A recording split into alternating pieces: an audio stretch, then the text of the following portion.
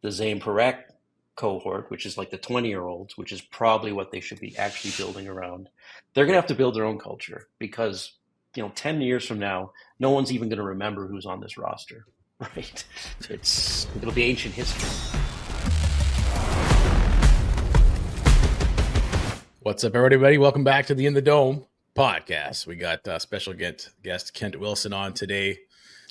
I don't know if he needs an introduction, does he? No.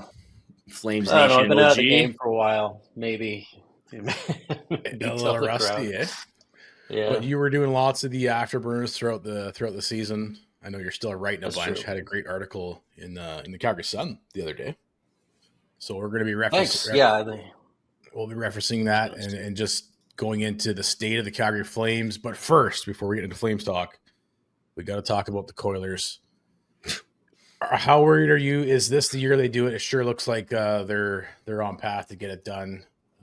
Obviously, it ties well into the conversation of the state of the Calgary Flames, and you're seeing Cup contenders perennially. And it just so happens that our arch nemesis are one of those Cup contenders. So, Yeah. how worried are you about the upcoming weeks here? It's, the Panthers are no easy out, obviously. It's a 50-50 coin toss, but you're seeing sort of McDavid and Draisaitl go supernova here, right? Like last year, Draisaitl was clearly injured in the final, which harmed them big time, being the Oilers, right? They've got only a handful of guys, but they're so good. They're elite players that's all you need if they're playing well, right? So, yeah, this is probably the year where they do it. Yeah, we were just saying that, even with the amount of incompetency that's been going on up there for 10 seasons, if you have a guy like McDavid and Draisaitl, it just proves you're still able to win a cup. Well, they've had some other hits, right? Evan Bouchard is, people kind of make fun of him because they say he's not a great defenseman, but he is a great defenseman, right? Like I thought you were going to say because he's cross-eyed, but okay. Well, there's lots of reasons to make fun of Oilers players typically, but he's an elite offensive defenseman. So now you have Draisaitl on the ice and McDavid on the ice, and then that sort of third pillar, which is an elite defenseman on the ice. They're a great team because of that, and there's a whole lot of flotsam behind them, but it almost doesn't matter, right? Because they're that good. Yeah. What about the culture, though? The culture is probably, they've been developing that winning culture over the last 15, 20 years, so that's what's driving it. You're right. They were horribly incompetent for years, but, culture, it's not just a one-way street. Winning develops culture too, right? Everyone thinks it's only that one sort of causal factor, but I actually did something on culture in my personal sort of blog a couple weeks ago. And it's much more complex than like we have a great culture, which will lead to winning. It's an equilibrium. It's a living system, right? So it's not just one thing. Yeah, I know. Well, I know you're actually pretty good at like keeping level-headed about the Oilers' success. Unlike me, I'm trying to get there. I don't know if you have any advice on how to just detach, but what burns me up even more is that the state of the Flames, right? 3 years out of the playoffs, still kind of meandering here and there. Where are we? We got 1 foot in the door, 1 foot out the door. We're rebuilding, we're retooling, we're doing this, we're doing that. That's what just burns me up is the comparison between what they're doing with their superstars and what we're doing and kind of how we're floundering a little bit. So, we like having you on for some big picture stuff because I think you're really good at framing that and laying that out. So you wrote a great piece that was in Post Media the other day, Calgary Sun. We'll link it in the show notes, called "The Retooling Calgary Flames Are Still Over-Indexed on Veteran Players." So do you want to just give us a quick kind of like Cole's Notes version of your thesis on this one? Yeah, so the thing I saw people talking about heading into the off season was what most people would talk about if you're in a contention window. Like, how do we get, a better second line center? And they're looking at the roster and trying to fill gaps in it. And it's like, you need to pull back and think of the Flames in a cohort model, since we're supposedly trying to build a contender. and looking at it from a 50,000 foot level. And the Flames have three main cohorts. It's the veteran guys; they're over 29, they're 30 years old. It's the sort of the prime age guys around 22 to 27, that sort of group. And then you have the prospects and the kids who are under 21, and most of them, like none of them, even made the team last year. Yeah. But when you start looking at that, and you think, a contention team needs to be over-indexed on that prime-aged group. Like once you have a cohort there that has elite players, that's when you're building a contender, right?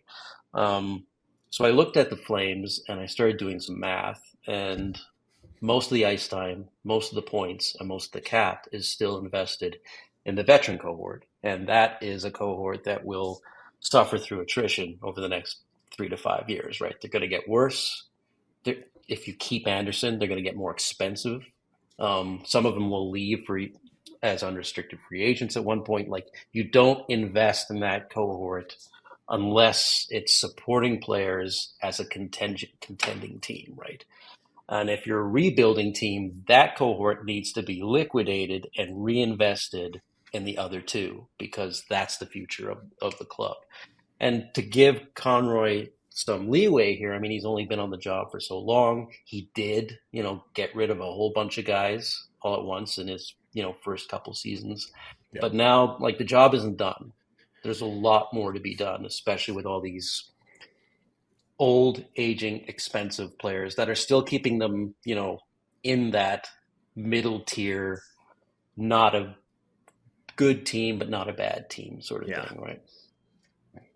Well, yeah, it's interesting. We were just looking, because I read your article, and you had pointed out that 71% of the Flames cap hit, and almost 62% of the points on the team were allocated to those guys you considered veterans. And I was like, that's even for me, even as a cynical person who like realizes they're kind of a little old, I was like, that sounds high. But then I'm just flipping through the age of a lot of the guys on this team. I'm like, wow, yeah, we are actually, like, there's still a lot of older players on this team, like 32, 34, 36, 33. It's it's a sizable chunk. Like you said, they divested of a lot of those guys, but there still is a lot here that is old. Yeah. It really is. It's almost shocking and surprising when you're comparing other teams. Like, we have the same average, the Calgary Flames have the same average age as the Dallas Stars, who just were in the Western Conference Final, as the Colorado Avalanche. There's a lot of work to be done.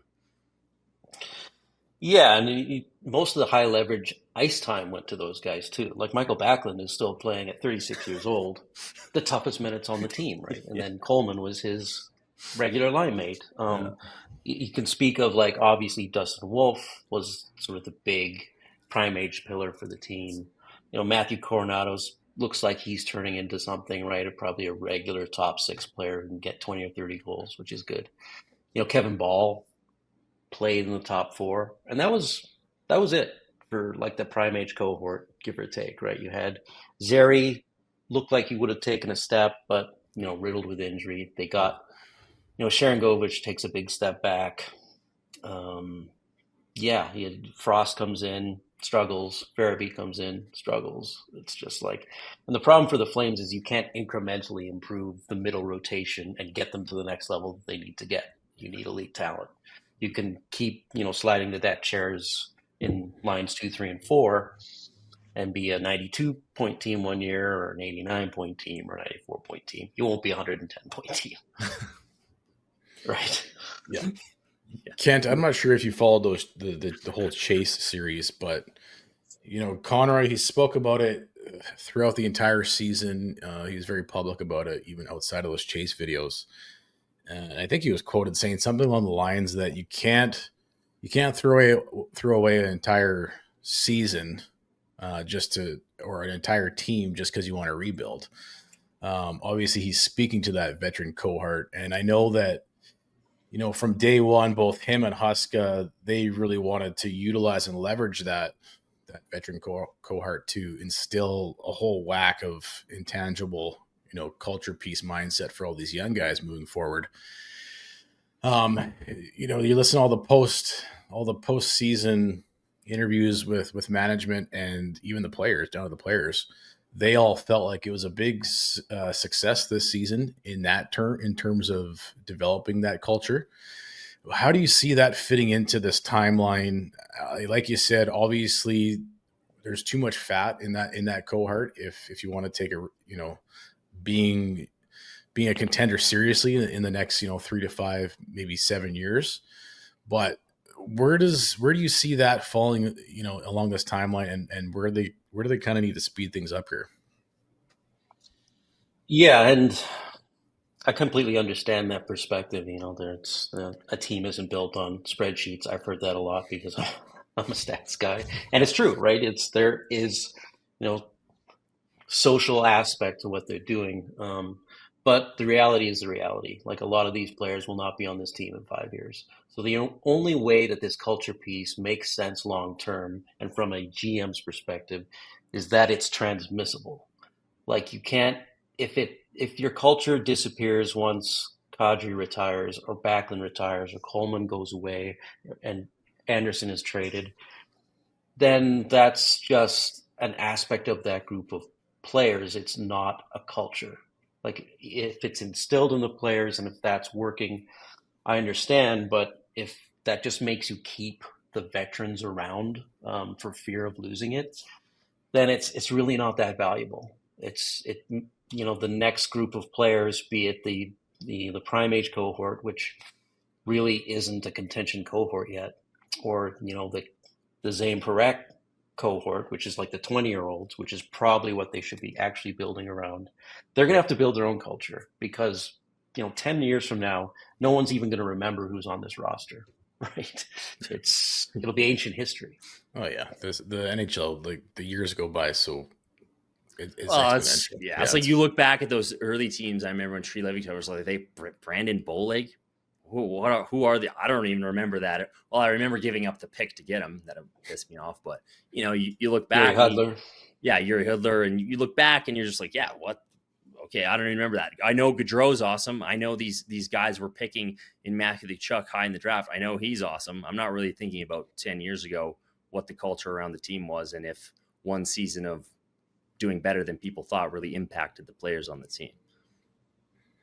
Yeah, no, probably not, right? And I give them a lot of credit. They did play, especially down the stretch. I was relatively impressed with the team, and I thought they were coached as well as you could be coached. Yeah. But a lot of this is the Dustin Wolf factor. Yeah. If they had average goaltending this year, they're never in the playoff picture at all. I mean, they set a franchise record for going, I think, 27 games or something with 3 goals or less.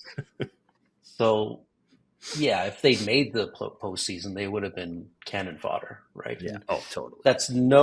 I'm not insulting the players or the coach or anything at all. It's just where they are as a franchise in their rebuild, given what the prior regime did to them, right? Yeah. It's just a fact. Breaking news coming in from Bet365, where we're nail-biting overtime winners at Barn Burner, unless you're watching the Oilers in the Stanley Cup Finals while we're sitting in the cuck chair. Every face-off, hat-trick, power play, shot on goal, penalty shot, is every suspenseful minute in between is amazing.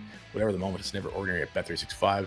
An official partner of the NHL. Download the Bet365 app and use the code NATION to get in on the game. Must be 19 or older. Please play responsibly. I'll let you in on a little tip. This is a money-making scheme. It's a Ponzi scheme. What it is. Bet on the Oilers when they're down. Is Dustin Wolf a wild card at all for you? Like, I know because of it, the position being goaltender, it's a hard read because, the big pushback with everybody on Team Tank all season long is like, we need elite talent. Like, look at these teams. If you want to go a third round, you want to get to the finals, you want to win a cup, you can't do it with just, the team really slapped together. But right. Like, do we have elite talent in Dustin Wolf? And if so, is there a caveat there because it's in the goaltending position, or how does Dustin Wolf kind of, shape things moving forward? Does he speed up the rebuild, the retool? Like, what's your take on the X factor here? Unfortunately, he just makes bottoming out harder. I mean, he's literally 5 years too early or 5 years too late. It's just a very Flames Yeah. bad luck timing for this guy to show up, because the Gaudreau cohort regime, they struggle with goaltending most of the time, right? Even when Markstrom came in, they get to the second round and he completely shits the bed, right? He's just bad. And he wasn't consistent season to season. He had some very good seasons and some very mediocre seasons. I have faith that Wolf probably is that player. His resume is just sterling, right? We haven't seen a prospect come up like that, except for like a Chuck and Gaudreau. It's hard to compare skaters and goalies, but it just, that's why I think they'd like to start building around that prime age cohort. But the problem is getting elite players between 23 and 27 is the hardest thing to do in the NHL. They're almost never available. If they are, you got to give up an arm and leg. They've got to choose to go to you most of the time, like the Mark Stone and Eichel trades, right? So if Bedard comes around in 2 years and says, "Get me out of Chicago," that's great. Can the Flames be the ones that get him is the question. And they got Jason Robertson coming out of Dallas, but teams are going to line up for Jason Robertson. How are they going to trade him to the Flames? I don't know. So it's the hardest cohort to fill with elite talent unless you're drafting it. And they as I said, they've got Perek. They had a really good 2024, I thought, draft, but those guys are 5 years out. Yeah, and I think you made a good point in the piece in the Calgary Herald and the Calgary Sun is like, okay, what's the path then to get that prime aged core? You said it's trading up, not drafting down. And I mean, I think if a player like Bedard or Robertson became available, you need to be ready with the assets to be able to acquire that player as well. So that's right. How do you get those assets? You got to start making some of these moves if you can make them. No matter what happens, the veteran cohort needs to be liquidated. Yeah. And that doesn't mean every single player's got to go. I think Backlund will retire here, and I think he'll probably get a job with the franchise, franchise player, maybe keep Uyghur. But, trade Kadri if you can. Yeah. I don't know if you can trade Huberdeau yet, but he had a better season. Maybe you can retain. But you can't straddle the fence. Yeah. You can't have most of your team be 30-year-olds and then trying to rebuild or retool, because, an Eichel is not going to drop in your lap. And you look at the San Jose Sharks, they're going to pick again a couple times in the first round here, probably in the top, unless they trade their pick. But, they're starting to build up an arsenal. Bedard Chicago will, I think, figure it out at some point.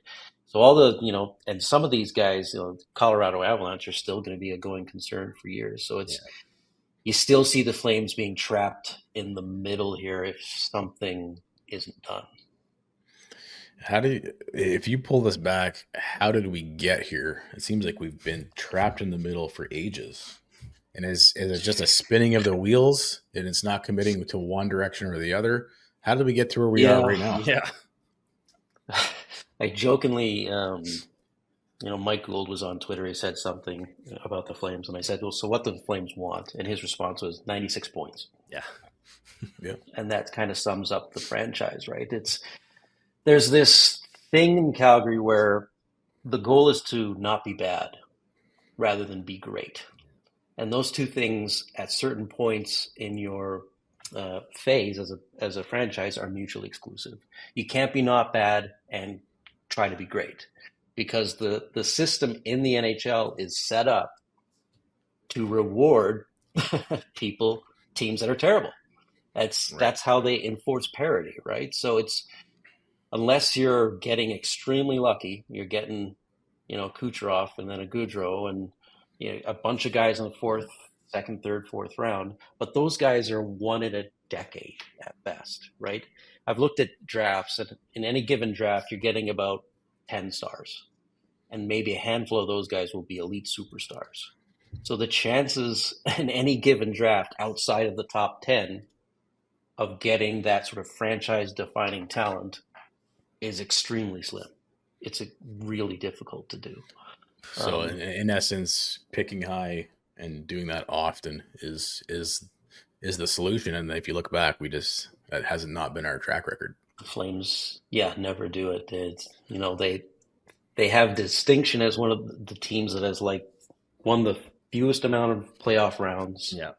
made the playoffs the fewest amount of times, but never picked in the top 5. Like that is wandering the desert is the absolute worst place to be as an NHL franchise, right? Because it guarantees mediocrity. Now, It's like they take every opportunity to avoid rebuilding from the ground up. It's like does that just come down to an ownership mandate though? It's just like, 96 points. If we get one round of playoff revenue, we're happy. I think it's almost like a trauma response for this franchise going back decades, because coming out of the 90s, like the Flames were an elite team in the late 80s. I'm lucky enough to be old enough that I got to see that as a kid. Bastard. I watched them win the Stanley Cup. I watched them to become one of the best teams in the NHL. And it was over a longer period of time. They choked in the playoffs for years in the 90s, but they were still a going concern. And then they lost everyone, and then the Canadian dollar tanked. And then, some teams were spending $110 million a year. The Flames were spending $30 million. They couldn't compete. They became kind of a laughing stock in the late 90s. There was even a push to maybe save the team because they were in the Saddle Dome. They were blocking off entire rows of seats because nobody was going. So I think that's kind of deeply embedded. And then they come out of that with Jerome McGinley and the 2004 Stanley Cup run as the Cinderella underdog team. Yeah. And it's like, okay, that's possible. Let's try to do that as much as possible. Yeah. Let's always try to ice the best team we can every year. And I'm pretty sure it's probably an ownership mandate where it comes like, I'm giving you the full cap. You can spend whatever you want. But I'm not going to say go out and build a terrible team on purpose. Don't do that. It started off as a joke. We used to joke that 04 was actually the worst thing that happened to this franchise, but the more we talk about it and say it, it's not a joke. It seems like it's a big part of reality of why we're perpetually stuck mid. That 04 Cinderella just seems to be what ownership is happy to grasp to, if they can just get in. Well, it even plays into how they're framing this. And I know we're going to talk about this Dallas model thing, but it's kind of, right, that's where you get that from. Well, we don't have to rebuild like the other teams. We can do it differently. We can do it like Dallas. We don't have to do it for as long. And I know you've kind of made this good point. You're talking about drafting high and drafting often, and how hard it is to get elite players from draft to draft. Like you're saying, there's 10 stars in each given draft at any given point. And the Flames are kind of looking at this one instance where Dallas drafted 3 core players in one draft and saying, well, can we just do that?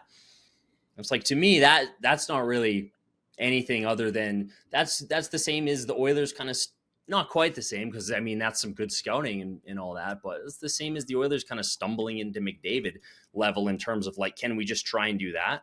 It's very hard either way to just do that, is it not?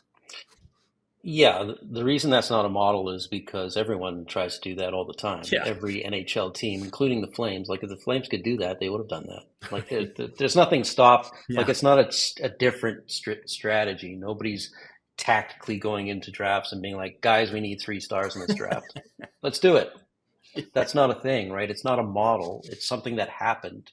And, kudos to Dallas for not only finding those guys, but developing them properly. Yeah. It's not total luck. Like you do have to follow up on good picks.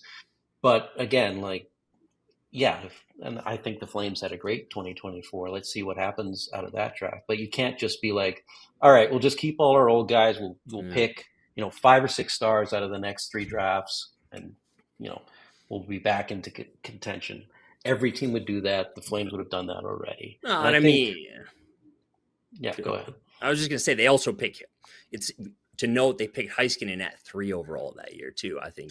They did bottom out, and they won a lottery, right? So they also got a superstar high in the draft. I mean, everything absolutely worked out for Dallas to pivot the way they did from look like an also-ran to suddenly be a contender again. But that brings me to, I think part of the problem is the idea that the goal is winning the cup.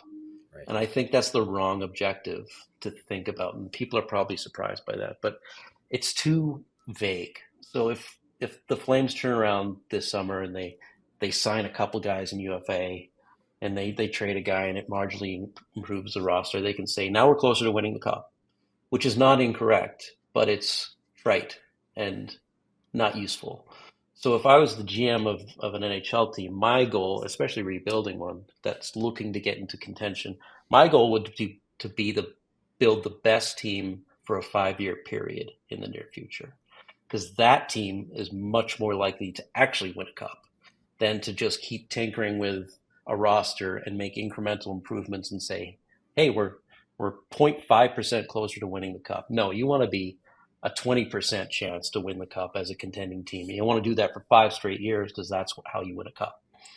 So the question, once you make it that objective and it's a lot more concrete, you can say, how do I build the best team in the NHL for a 5-year period? What do I need to do that? And then you start orienting everything you're doing as a GM and as a franchise to building that vision. Yeah, I think it's a great point. You're looking at what Florida's done, right? They have all those players, and that's pretty much what Bill Zito did, right? And they've had 3 shots at it already. And it takes out the guesswork, and it kind of eliminates that whole, well, let's just get in and see what happens. It eliminates that completely. Because then you're rolling the dice, and you could roll like a million times and still come up with nothing. So even if you look at when the Flames were good and they had Gaudreau and they had Monahan and Gio, it's like that still was a problem, because they're in the playoffs, they're out of the playoffs. It wasn't really that, okay, for 5 years, let's build, or 3 years even. It was just kind of like, we're going to see what happens. Let's see what happens. And it was like, okay, we're really good this year. And then the next year, we missed the playoffs that year. We're really good. It was just up and down. And that affected the team even when they had some really good players on the team. Yeah, it's too bad, because I think the Gaudreau cohort could have been a contender with just a few tweaks. Some of it was decision making. I think they accelerated out of the rebuild a little too fast. Yeah. Once they knew Gaudreau was a star, and some of it was bad luck, honestly. Monahan, being kneecapped by ongoing injuries, Bennett being poorly developed and not becoming a guy here, a top line center. So they had a couple things go wrong, but they missed the opportunity to start a real rebuild fresh once Tkachuk and Gaudreau decided to move on. And now, because of that, they are stuck in kind of the weird no man's land that we're in now. Not only did they miss a chance, they completely did the opposite, tripled down. So it's really fun. Yeah. Do you see Connie making his way out of this and starting to reframe things in the way we just discussed? Yeah, I think we're going to see, right? The next year or two is going to tell the tale of the tape. As I said, he came out and he did, he started a rebuild. He started selling people. Now, that was a lot of circumstance too, right? Because I know that the team came out and offered pretty much all those players new contracts during the season and the off season leading up to that. Noah Hannafin, Elias Lindholm, probably even Chris Tanev, all those guys, if they'd said yes to the overtures, would still be on this team. So when they said no, they said, okay, we'll trade these guys. And then he traded Mangiapane and Markstrom with a year left. And I thought, okay, now maybe we're on, let's start building an asset base. And they had a really good 2024. And then I think this year the plan was for them to be bad, because going into it, they looked like a bottom 5 roster in the blue league. line, holy. Yeah, I mean, all of it, right? So Coronado comes in, is better than they expect. Wolf comes in, has one of the best seasons from a rookie goaltender in a long time. Props them up, even though they have no offense to speak of. So now, they almost make the playoffs. I'm sure Conroy's going, okay, new plan, but the new plan is not clear, because as we've established, you can go out and get all the Frosts and Farabees and guys in the middle cohort, that prime age you want, won't turn you into a contender. So, So what do you, I guess, kind of to wrapping this big conversation up with, it really comes down to, the basic modeling of a team, which you touch in your article. What do you need to see? Coming back to this question is, can Connie do it? Will he do it? What do you need to see in the next, 1, 2, 3 seasons? And what do you not need to see in the next 1, 2, 3 seasons to keep you hopeful? Well, they should invest not invest any more in veterans. So if I see them re-sign Anderson, for instance, or sign some 28, 29-year-old, hey, Sam Bennett's back for $10 million. I don't think he would come back, obviously, but that would be profoundly stupid. What I want to see, as I said, is a reallocation and reinvestment in those other two, and probably like the prospect one is probably what I do the most, right? Unless you can find real needle movers in the 25 age range, you probably, like I said, you don't need more Frost. I have a lot of time for Frost as a player. He seems pretty good. Farabee, I think there's something there, but it doesn't matter unless you get a real first line with a McKinnon, a McDavid, a Bedard, a Celebrini. You're not going to compete with those players in the near future. So I want to see a liquidation of the veterans. It doesn't have to be everyone. You got to ice a team, and some of these guys are going to be glue guys for sure. But you can't go out next year and the year after with 70% of your cap and 60% of your ice time and 60% of your points coming from 30 to 35-year-olds. It just, and finishing 94 points and patting yourself on the back. That is, that's no man's land. It's Death Valley. Don't do that. Yeah, I think you had in one of your Substack articles, maybe it was probably from last year because it's the same cycle repeats, but it was like, the Flames should have on every office, just like, do not finish in the middle of the Western Conference. Don't finish ninth. Yeah, it should be printed. That was this year. It should be in Conroy's office. Your goal as a GM is not finish ninth in the West. Don't do that. Put it up where that. Put it up where that. Where that, remember that like always give or always earn, never given logo was? Just put it right out in the dressing room. Don't finish in the middle. That'd be great. And that's tough for the players to hear, obviously. Every player and every coach wants to go out and win, and I don't blame them for that, and that's what they should be doing. But the GM has to have a different plan and a different playbook, given where they are as a franchise. Yeah, 100%. All right, cool, man. Well, hey. Appreciate the time for coming on, breaking down the state of the Calgary Flames. We'll have to get you back on again and maybe post-draft or something. And like a good State of the Union address, right? Yes, exactly. The state of the Flames. Yeah. So you're on Twitter. Yeah, where else? I was going to say, let's give them the draft. Let's give them free agency and maybe come back and talk about what next year might look like. Yeah, when we can see some of the decisions that have been made and how things are shaping up. Exactly. Yeah, Kent, you're on Twitter. Your Twitter handle again? Kent_Wilson. I was really early. I got my name back in the day. Nice. Your Substack. You could probably sell that out now. Make a quick. Oh yeah. Seems like a popular dude. Your Substack's big presence, which I love. Little Milan Lucic. Little Milan Lucic shout out there. Is that what was going on? Did you start that around that Lucic era time? I feel much earlier. When I was writing for SB Nation, I had an article talking about how big body presence as a concept was stupid, and I didn't want to hear about it anymore. So beautiful. It's now become sort of a funny catchphrase. It's the name of my Discord server too. Awesome. All right, we'll link all that below, but we appreciate it, man. Yeah, thanks for coming. All right, thanks, guys. Keep up the good work. Hey, buddies, thanks for watching. We appreciate it. Also, if you could throw in a like and subscribe, it does help us out with what it is we are doing. And check out more at flamesnation.ca.